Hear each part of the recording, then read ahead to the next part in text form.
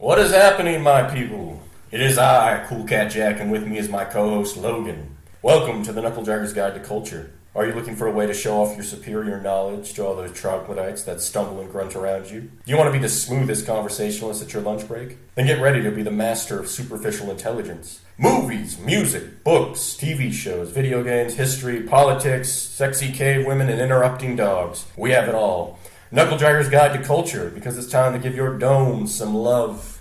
I am getting very good at that. Very good. Yes. I will say. First try, guys. First try. You gotta cut a little bit of dead air in between there. Anyway, welcome back, everybody. We are now on episode 5. Yeah, 5. And we're going to be looking at Shadow of the Colossus. First, disclaimers, obviously. We are not experts. We are just two dudes. We live life. We get paychecks like you guys. Mm-hmm. We're just like the other peasants. We like sitting on our ass a lot. Yeah, so we're going to get things wrong. If we get things wrong, let us know. Please comment. For the love of God, just comment anything at the bottom of the description. Yeah, guys. Thumbs up the video, too. And please, I know we haven't been emphasizing this before, but we're going to emphasize it now. Share us with people. Please. We're whores. We want attention. Please. We need it in our lives. And on that note, this show is not for children. Jimmy, look, we've had this conversation a few times now, and I don't know why you keep trying. But please go away. We're going to cuss. We're going to say bad things. We're going to have political opinions you probably don't agree with, which apparently is an excuse to be offended now. Oh, yeah. So, yeah, now that we got that out of the way, I think we can start. So, Shadow of the Colossus. It's our first video game we're doing. Mm-hmm.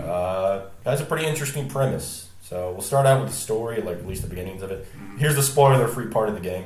Shadow of the Colossus is an adventure where you play as a character known as Wanderer. Yeah, something like that. Well, anyway, I mean, they don't really name him. I don't know if that's his actual name, but unless you look on the wiki, it doesn't matter anyway. So you have this nameless protagonist who goes to this forbidden land where he makes a deal with a dark entity to bring back his girlfriend or whatever. Yeah, his true love or something. And he has to slay these giant monsters. Now, if that sounds cool, that's because it is. It's really fucking cool. It's really great. And that's your spoiler free. So go play it. We played it a lot. Like a lot. 2 playovers just to make sure we got everything. And we did a time attack mode. Oh my god, that was... So we're pretty burned out on Shadow of the Colossus. But yes, it's a good game. It's a great game. It's a very undervalued game, and I wish there were other games like it. Go play it if you don't want us to ruin it. So now we're going to ruin it. So to start out, like I said, we have our nameless protagonist. Well, actually, no. We start out with the intro, with the narration, where it's the voice of the character that actually shows up later on. Talks about this forbidden land where one can go and bring back the souls of the dead. So that's basically the most narration and context we get, at least until the end of the game. Our character, Wander, he goes and he's riding through this forbidden land, and this is where one of the main themes of the story. You really feel isolated in the game. It's very isolated. Like, the only thing here is the native wildlife. No humans or anything like that. The most interaction you have is with your horse. Yeah, there's basically you, your horse, and your dead girlfriend that you're carrying on your back. So Wanderer brings them into this old temple, and he lays down the body of this girl. I think her name is Mono, something like that. Mononucleosis. Yeah, you never actually find out her name in the actual game. We had to find this out through the credits and also on the wiki. Yeah. So, because we had a few things we wanted to double check. So Mono was sacrificed specifically by his tribe, city, or whatever culture he's a part of. Because she had a cursed fate, or some fucking said. Weird. Cursed they don't really. The problem with this game, though, is you don't really get a lot of context with all the story. It just gets vague. Well, which, I mean, you always you have a tendency to say Japan show don't tell, but this game is actually quite the opposite. Yeah, you need to tell us a little bit more. I think that the minimalist story really does help the game. Oh, yeah, alright. Towards the end, I think there's a few things they could have clarified. Yeah. But seeing as this is also a prequel to another game, Ico, I guess maybe if we played Ico, it might give us more context. So in the game, basically, they say that she was sacrificed because she was cursed to a tragic fate, which, I mean, ironically, they killed her. Which is pretty fucking tragic. Tragic. So he places her body on this altar, and suddenly these shadow things come crawling out of nowhere. Our hero, of course, actually banishes them rather quickly. Like, he basically just holds his sword up and he banishes them, and then this voice starts talking to him. It's a mixture of a male and a female voice speaking at once in this weird... Yeah, and it calls itself Oe. It names itself Dorman. Yeah. It doesn't seem to have a gender, and what it is exactly is never really clearly stated. Mm-hmm. But it apparently has the power over the souls of the dead. Very Hades-like. Yeah. Really. Yeah, there's a lot of... This game really does have a setup of a lot of mythology. I was telling Logan about it. He's almost a Greek hero in his tragic fate. He has a lot of Hercules. It reminds me a lot of Hercules, and it reminds me a lot of... I forget the name of the guy that goes into Hades and tries to get the soul of his wife back. But it's kind of a combination of the two. Archimedes? No. He's an artist or something. I can't remember his name. But anyway, we should have checked that. Yeah. I feel dumb now. So the architecture of the game kind of has like an Aztec Mayan. Yeah, Mayan. Yeah, it's very, very Mayan Aztec. Apparently you didn't notice it, and then I showed him architecture, and he's like, "Oh yeah, okay, I see that." It looks kind of Mayan. So in the game, though, like, he basically makes a deal with Dorman. Dorman says, if you will slay these 16 Colossus that roam the land, which basically correspond with all these these altars of these different beasts in the temple that he's in. If you slay all of them, he'll bring back his girlfriend. For a price. And Dorman makes it perfectly clear that he's going to pay a heavy price for it. But our hero seems to be, he doesn't care. He misses his girl too much.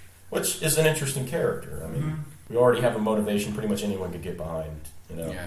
Most people at some point in their life, if they haven't, they will lose somebody they care about. And there's a lot people might do to bring someone back. Yeah. So our hero he's a Greek hero in a lot of ways. I mean, he's got a divine weapon. They notice that the sword is divine. It can kill the Colossi. Been tasked by a god. And pretty much, yeah. Like, basically he goes around slaying giant monsters. So it has a lot of... It has some connections to Greek mythology. And it has a tragic fate. Because, spoiler warning, we already gave a spoiler warning. This really doesn't work out for him. No, it doesn't. We could keep going on the story right now, but honestly, there isn't much to it. Basically go around from here killing each Colossi. Dorman tells you a little bit about the beast, and you basically go find it. And then there's basically like a little center part in the middle of the game. He has a flashback, and then there's the ending. So we're going to get more into the gameplay, because honestly, this is where the game is really, really great. The game, first off, we'll just say this. A lot of the game is basically like two parts to it. There's exploration, and then there's the actual fighting of the monsters, these Colossi, which are huge. I mean, these are creatures... They're pretty big, and there's a couple of them are actually moderately sized, but most of them are gigantic. The smallest of them is the size of like a fucking Volkswagen. I mean, these are big things. Yeah. And there's no, a lot of games, fantasy games would have, like little monsters you'd fight, like goblins and shit. This game doesn't have that. Each boss, it's just bosses, basically. And the other parts of the game, too, there's exploration, there's these fruit, you can shoot off these trees, which will give you life. Expand your life. Then there's these lizards with these tails. I fucking hate these lizards, they're a pain in the ass to get. But if you eat one of those, it increases your stamina, which is another thing. This game has two kind of things that you need to balance. Your life, so you can't take too many hits. Like, these monsters will mess you up pretty quick. Yeah. And your stamina bar, which is drained whenever you're physically exerting yourself. Particularly when you're climbing these things, which is a huge aspect of this game. Yes. Pretty much that's the exploration. I mean, other than that, you can go look at all the scenery, and it's a beautiful game. I got the free re-release that's actually got redone, completely revamped. Yeah. For the PS2, when it actually came out, it pushed that console to its limit. That's why they had a lot of mist in the game. Yeah. But even back then, it's a really good looking game. And when they've done this remastering version, and I played the original version, and then I saw this, and it was fucking awesome. Mind blowing. Yeah, so this game is beautiful, but it's also really, really lonely. And that's kind of the vibe you get. This hero that's just utterly alone. And I think it's almost an analogy for someone who loses someone. They feel like no one understands them, and oftentimes it feels like they're just trudging through life. No way out other than the path forward, and that's it. Yeah, so our hero has to go slay these Colossi. And like I said, they're huge. They range in size from like a small car to the size of a fucking mountain. They're huge. Each monster is almost a puzzle in itself too. We're not going to name every Colossi because there's 16 of them. Just memorable ones that actually stick out. Yeah, there's a few of them. We're going to talk about some of the ones that are really, really good, and then we'll talk about the ones that are kind of bad. Because there are some problems with this game. Oh, yeah. Game is not perfect. I mean, it's great, don't get me wrong. Oh, you also have a bow, too. So we'll talk about his equipment. He has this magic sword. He can also use the sword in sunlight to basically shine the way to the nearest Colossus and to point out weak points on the monster. Mm-hmm. And his bow, he can use in certain situations. It can allow you to injure the monsters in certain ways so you can climb onto them. To actually get to their weak points. Yeah, because these monsters are basically made of stone and earth and architecture. Like, it's really bizarre. Their hair is literally like grass. Yeah. So, like, these are beasts made of the very earth around them. It definitely gives you that stranger in a strange land vibe when you're climbing these damn things. Yeah, this game does something that I've barely seen in any other game. Yeah, no. The only other game I can think of that even comes close to what this game does Dragon's Dogma. It's Dragon's Dogma, and it doesn't do it nearly as well. This is one of the few games where, I mean, if you guys have ever watched a movie, right? You watched a movie where the hero climbs on the monster or whatever, and he fights it, or in a comic book, right? Or when you're playing a video game, you beat the monster, and then it has that cinematic scene where you jump on the monster and you start slaying it. This game, you do that. Like, a lot of games, basically, you'll attack and fight the monster with button prompts or whatever.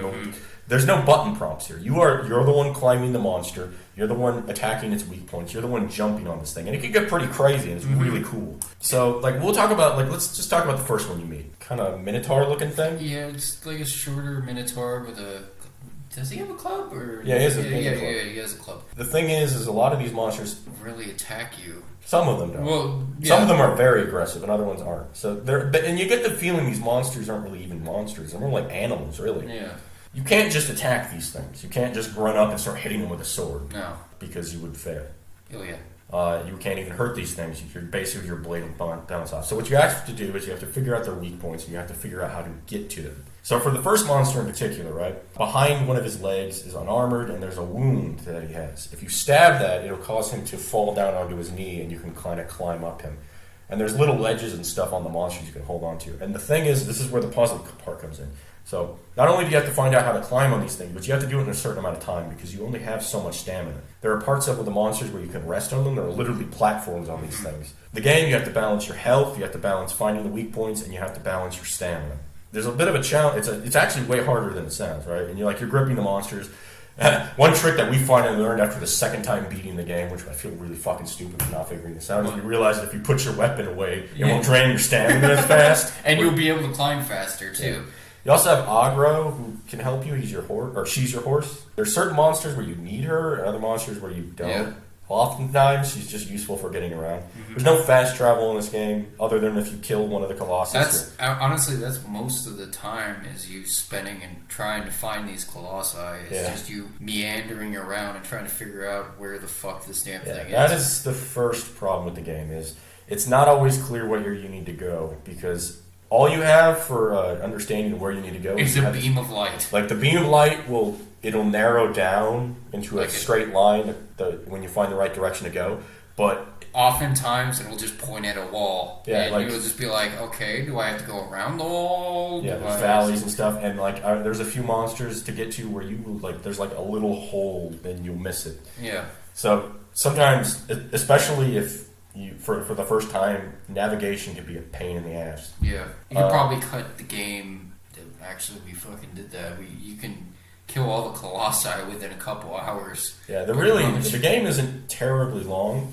So I recommend, if you guys are looking for a game that's a bit of a challenge but isn't going to take your whole fucking life to beat. This game is after the first time we played it, I think we beat it in 10 hours. Yeah.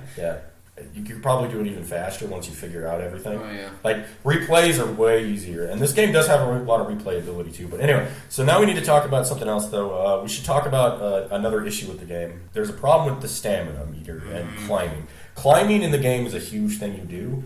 But unfortunately, this game does have a problem with the camera. Oftentimes, your character will kind of twist and turn, and if you get on corners especially... Yeah, you'll fucking fly off the damn thing most times, and you just have to climb all the way back up. Yeah, the gripping has an issue with kind of figuring out where you're at.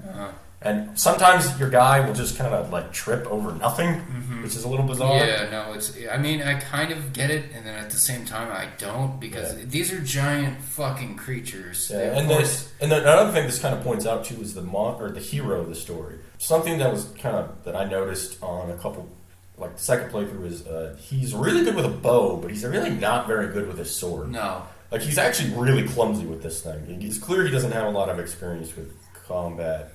Like at least with swords. And you would also find out he stole the sword too, so that might be part of it. Most of the time, it's not an issue climbing, and it does feel really cool. And it makes sense, right? You're a giant monster, and you're hanging on this fucking thing. You are literally the size of a tick to these things. You know, like we said for the first monster example, is you stab his leg, it'll make him trip, and you can climb up, and you can get his head where his weak spot is. Some of the monsters have more weak points than others. Mm-hmm. And then depending on the difficulty you start at, they have more or less, or they take more damage. Which is good, because that actually adds to the replayability to this game, which is something, again, this game is really good on replayability. And other things, I mean, the monsters have a lot of variety, too. Oh, yeah.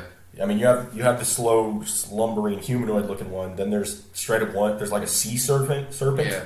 There's 2 flying ones, which are fucking awesome.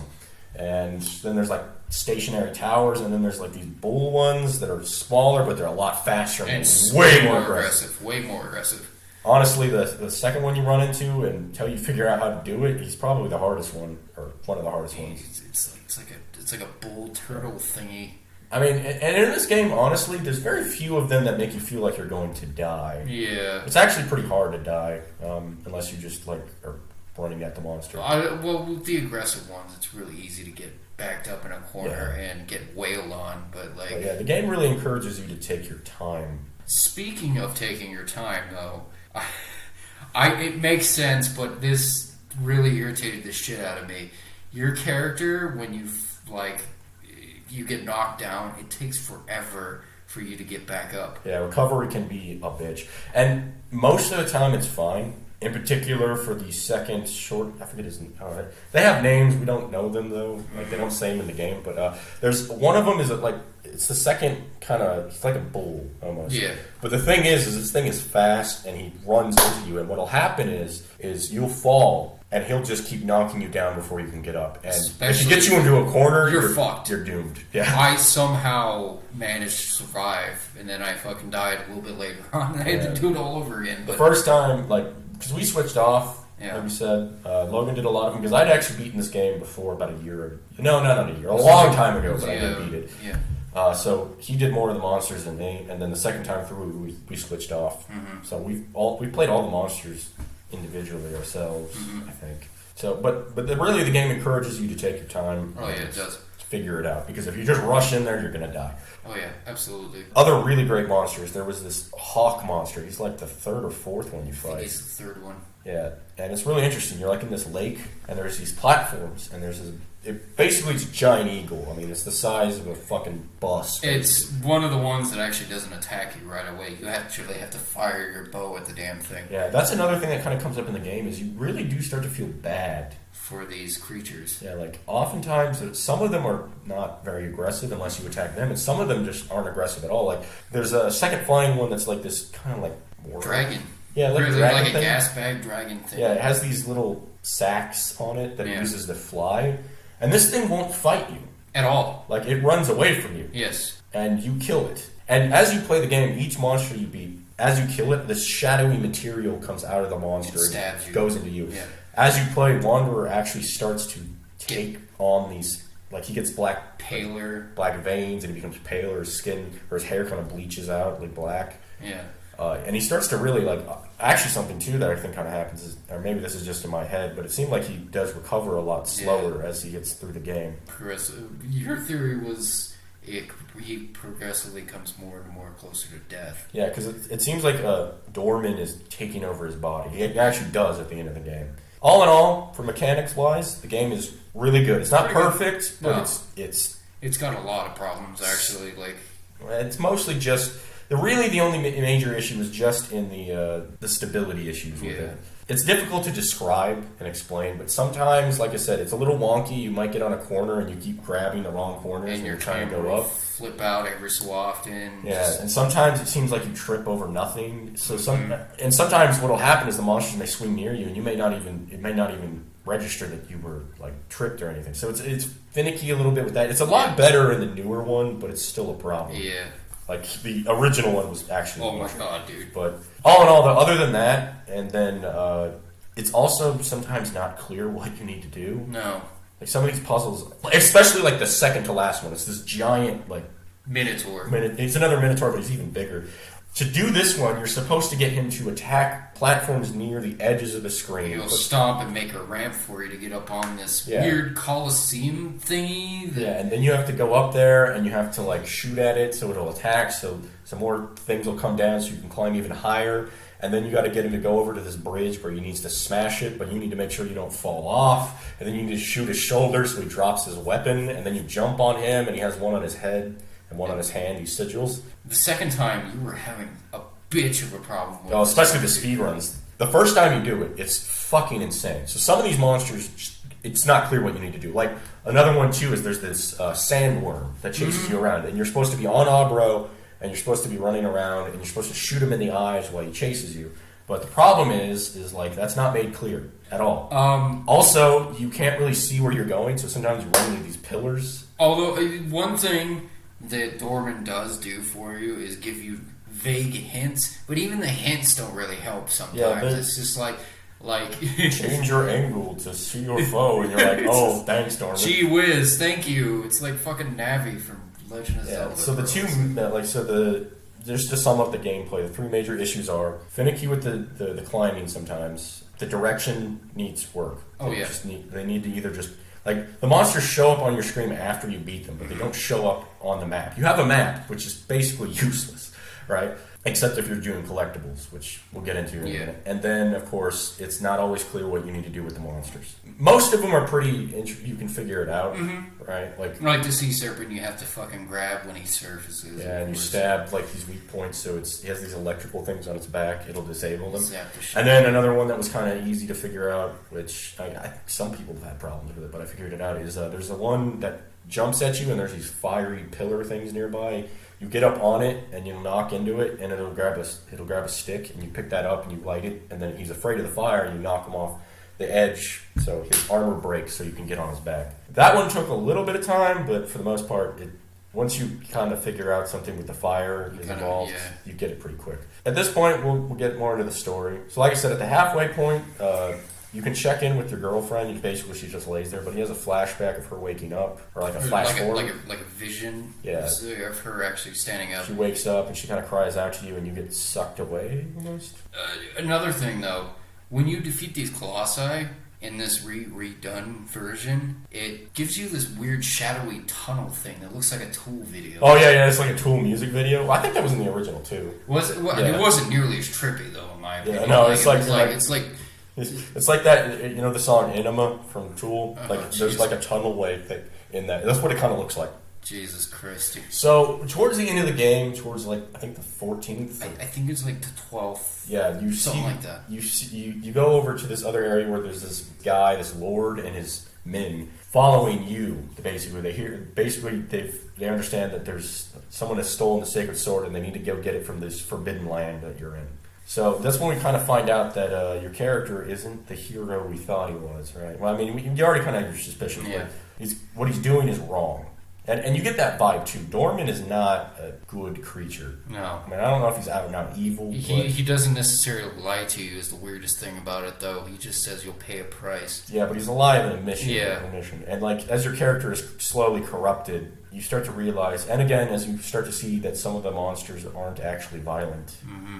After the 15th is defeated, Dorman tells you that they're on their way and you need to hurry. Mm-hmm. So you go to the final Colossi, and he is a fucking doozy. He's this giant tower thing, and he shoots fireballs at you, and it's freaking nuts. Yeah, by the way, your horse dies.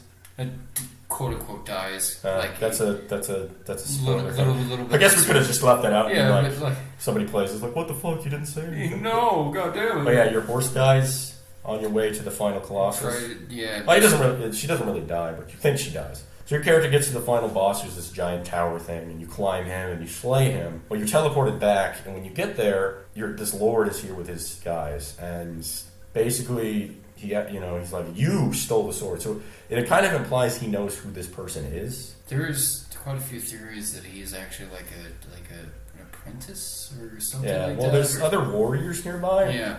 One of them has a crossbow, and the other one, a couple of them have swords. So you kind of get the vibe that you were like either like maybe even like a son or like a guard for the Lord. But you stole the sword to bring back your girlfriend. What happens is one of them, they basically say you've been possessed by Dorman, right? You've been possessed by the souls of the dead. We better put him down. And one of them shoots you in the leg. Yeah, with the crossbow, and you fall down. But you keep climbing, trying to go towards Moko, whatever. The girl, the unconscious girl. And one of them actually stabs you in the heart, and then you start bleeding blood, or like black blood. And Dorman starts to talk and basically says, so it's you, the descendant of the people that sealed me away.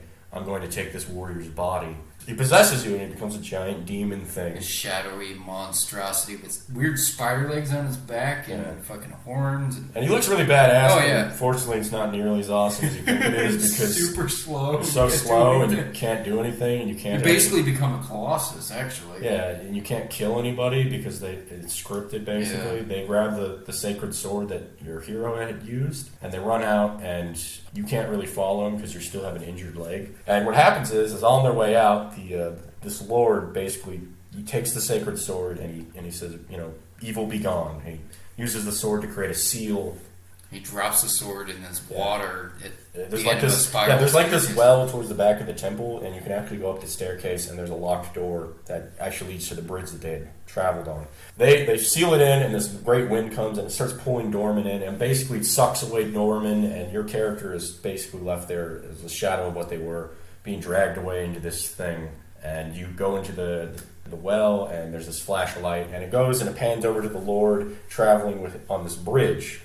And the bridge is exploding behind him. Yeah, it's like the pillars are disappearing as he goes, and it's falling behind them. And they turn around at the end of the bridge, and the Lord basically says, poor unholy bastard. Hopefully in the later life you can atone for what you've done.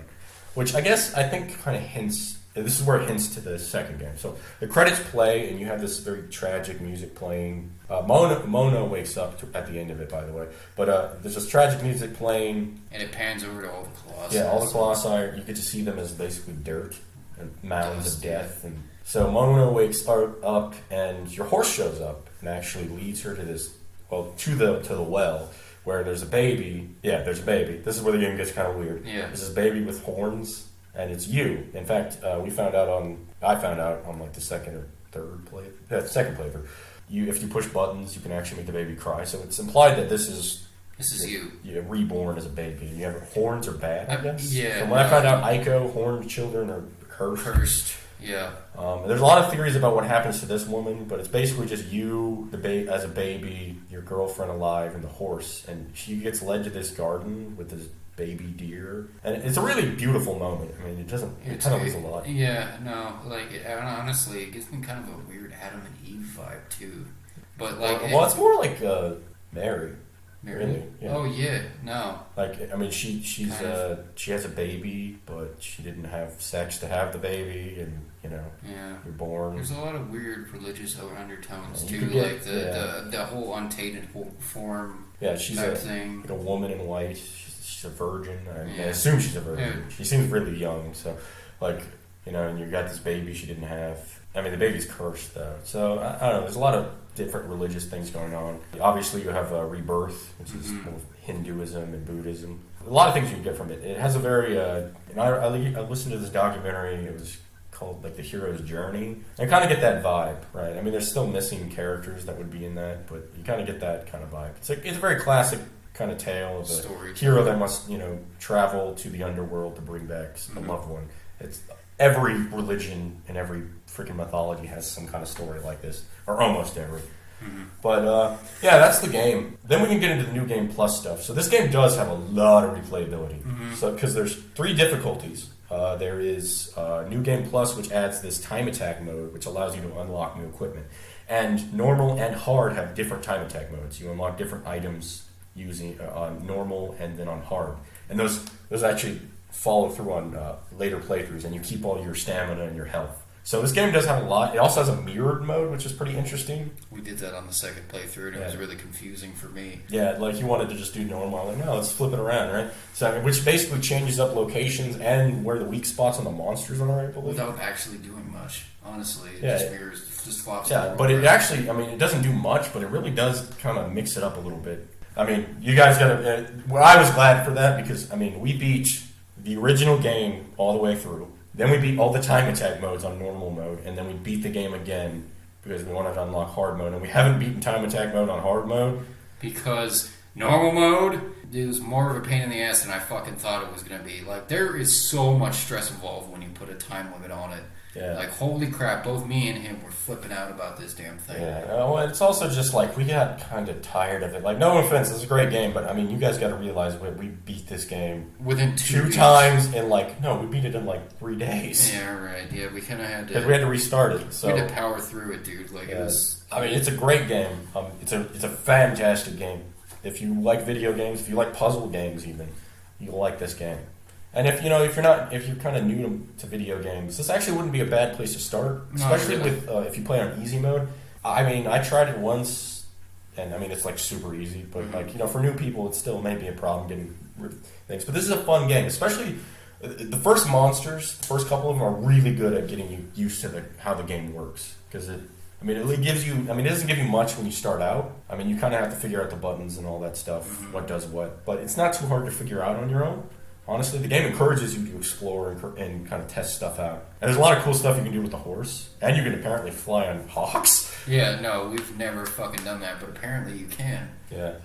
Oh, man. And there's like one playthrough I did on the second to last boss that on the quick time or the timed version where I fucking just killed it, son. It was awesome. Oh, yeah, dude. It was like, pretty great. Every now and then with certain monsters, if you get your groove going, you just feel like a fucking badass because you do it all. Like, it all goes perfectly. It's like very cinematic. Talking about the time attack mode, though, the items you get, I will say, effectively break the fucking game. Yeah, that is a problem. I mean, they're cool. It's pretty funny. They're cool. Like, you get some of them allow. Basically, you can change the skins on the horse, so because the horse is black. It's just all cosmetic with the horse. But you get like a white horse, and you can have a brown horse, and I think there's like a crested version that we didn't get because we didn't do hard mode. I mean, we tried out. We did try hard mode out a little bit on a separate thing, but that was more of just farting around. There's equipment you get. Like there's masks that increase the damage you do, and coats that do the same thing. Yeah. That damage stacks. Yeah, so basically, once you get enough of those, you can basically destroy these things in a hit or two. The first monster you can straight up kill in one hit if you have all the stuff. It's pretty great. You're like, wow. And then if you do all the time attack modes in normal, you get exploding arrows. Oh yeah, dude. Which are pretty sweet. Oh yeah, dude. I totally like the second to last, the one that I was actually having problems with, the really tiny one that was super aggressive. All I did was crouch up on a vantage point and shoot him with the fucking exploding arrows until he was almost dead, and then jump on his back and stab him with the knife. It's pretty great. Yeah. It took me effectively a couple minutes to beat the damn thing. Yeah. That's Shadow of the Colossus, essentially, in a nutshell. The music's really good, too. That's another thing I should bring up. It's beautiful. It's really moody, and it's perfect for the game. Yeah, no, it does give you a sense of isolation, too. It's very serene. And the story is really easy to get into. I mean, you can kind of, it doesn't, they don't really talk much. The hero doesn't. No. I think he only really talks in the beginning of the game. Yeah, and that's it. But you really feel for the guy. Everyone's experienced some kind of loss. And if you haven't lost a loved one, it sucks. Obviously. Yeah, it does. So, anyway, that's Shadow of the Colossus. This isn't really a very funny review. It's just... Well, he has a super sweet poncho. I'm just throwing that out there. It's really cool, and you can get new ponchos. There's also magic swords and a hard time attack mode we didn't unlock. But like I said, this game's really, really good. There's a lot of replayability in it. It's a quick game if you really just want to have a game you can play through in a week or two. You can basically just... I mean, you could even make almost like a TV show out of it. You could have your character defeat each Colossus and kind of make a little story out of it in your head, like a little TV show almost. Which is actually something that I did the last time when I played it back in it was 2016. It was like right before you left. Yeah. It was like, it was around like 2015, 2016. But I remember that. Yeah, so we made a cinematic thing out of it, which I recommend. Binging it is, I mean, it's still fun, but good lord. Make it episodic. Do a couple, and then it gets really tedious really fast. Like I really do recommend, especially for your first playthrough, just beat one each day and like just kind of. And it's like a TV show, and it's only you can beat it in a few weeks, a little over 2 weeks, and it's really cool. And you just get really invested in it. That's it, anyway. So, other announcements. If you're listening to this on BitChute, I don't know if you guys noticed, but my review of that self-help book isn't going up. I don't know what's wrong with it. Honestly, I have tried several times to put it up, and it will not process the video. Which is weird, because I had another one I did after it that went up just fine, like our last Knuckle Draggers. So... if you want to watch that and you're on BitChute, just go to YouTube and look it up. Honestly, sorry. Yeah, I don't know what the hell's wrong with it. I have tried. Anyway, it's not a huge deal. Like I said, watch it on YouTube. It's part of the beauty of being part of multiple platforms, really. Oh, so our song of the day will be from Diamond Rio, One More Day. It's that really sad country song that played in 2010. We were actually having a bunch of problems figuring out a song for this, and I was like, God damn it, dude. I really don't want to do country music, but here we go. Yeah, Logan actually picked this one. But it's that song you heard in 2010 if you ever listen to any country music. They played it like all the damn time. One more day, one more time. Yeah. It's a good song, actually. But and so for our next episode, which actually may come out pretty damn soon, because I've already decided that it's going to be a movie, which movies are a lot easier to do. Fan movie. Yeah, we're going to be doing... No, we're not doing that. You're not? Changed our mind. Really? What we're doing is we're doing the Stephen King movie. Okay. So we're doing the Stephen King movie. We're doing the Pet Sematary. Oh God, the original. This is fucking great. I love that movie. It's so corny. But that's what we're gonna do. We're gonna do Pet Sematary. I'm excited. I mean, that movie has the fucking kid in a pimp leprechaun outfit at the end. Oh my God, dude, it's so great. And the fucking doctor's scalpel, dude. Oh, and the battle at the end where a retarded full-grown man that is unable to come up with the idea that he might want to build a fence around his house near a fucking highway versus a zombie toddler. So, it's going to be awesome. Well, it's going to be great. So anyway, again, I know everything's been going crazy with COVID-19. Boy. Everybody calls it... Everyone on that line keeps calling it the disease that shall not be named, but and I don't understand why. We don't care. Hopefully you're all, doing stuff to not go too crazy. If you're living in Tucson, it's actually pretty nice outside, so... Go take a walk outside. Take a walk outside, get yourself out of the house. If you stay inside too much, you're going to go crazy. Oh, yeah. Everybody take care of yourselves, follow the 6-foot thing, be careful when you're going out. If you're like me, you can't find any freaking masks anywhere. If you are working like me as well, be careful, make sure you're washing your hands, make sure you're wiping everything down. Don't let people breathe on you. This lady the other day was breathing on me, made me all paranoid. It was gross, too. Anyway, you guys should be looking forward to that next episode coming out pretty quick, because I have the next 3 days off, so I got nothing going on. And then we're gonna be posting this video, and then there's a review I did of a really shitty anthology book. I'm so hyped to see what people think about that thing. And then we're gonna have this Knuckle Dragger, so we're gonna have a bunch of stuff coming out. It may already be out if you're listening to this. I'm excited about it. You all should be excited. We got to figure that out. I still haven't. There's another thing I was talking about last time, or it was in that review that I've done, where I mentioned that me and another friend are going to do a Knuckle Draggers episode. Logan's not going to be a part of that one because it's more of a personal thing for him. He was just kind of uncomfortable with the subject. So that one I'm pretty interested in. I got to find my buddy. I haven't talked to him because I've been busy with work. But yeah. Also, shout out to John Campbell. From, yes. Oh, we almost forgot. Sacred Art Tattoo on 4th Avenue. Yeah, please, if you guys want a tattoo, go for it. Thank you for doing our art, buddy. I really appreciate it. Yeah, if you guys are listening to this, you're actually looking at our new logo now, which we wanted to I mentioned this in the other video too. So I've been calling the Caveman Sir Ugbug, but I'm open to different names, and we don't have a name for the lady, so maybe you guys can come up with that. Come up with your ideas. What's the deal with the two of them? Why is she on his shoulders? Seriously. Come up with a story for it. Where'd he get the monocle? Where'd he get the top hat? Oh, he's wearing glasses in this one. The monocle's is the draft. Oh, okay. Well, he's glasses. Anyway, it's super sweet, guys. It's really, really pretty cool. Pretty great. So anyway, take care of you guys yourselves. Be careful. Try not to go crazy. Politicians have been pissing everybody off, but that's just what politicians do. Ta-ta for now. We'll see you in the next episode. Toodles.